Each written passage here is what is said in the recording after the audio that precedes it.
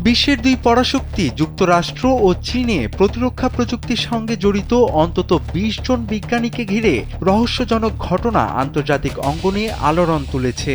যুক্তরাষ্ট্রে কয়েকজন শীর্ষ গবেষক নিখোঁজ হয়েছেন বলে তদন্ত চলছে। এদের বেশিরভাগই কাজ করতেন কৃত্রিম বুদ্ধিমত্তা, হাইপারসনিক অস্ত্র, পারমাণবিক গবেষণা ও মহাকাশ প্রতিরক্ষা খাতে। আর চীনে একের পর এক বিজ্ঞানীর মৃত্যু ঘটেছে সড়ক দুর্ঘটনা, অজ্ঞাত অসুস্থতা কিংবা অস্বাভাবিক পরিস্থিতিতে। বর্তমানে ব্যক্তিগত আধিপত্য নিয়ে বৈশ্বিক প্রতিযোগিতা তীব্র হচ্ছে। ফলে স্বাভাবিকভাবেই প্রশ্ন উঠছে, এগুলো কি নিছক কাকতালীয় নাকি অদৃশ্য কৌশলগত লড়াইয়ের অংশ?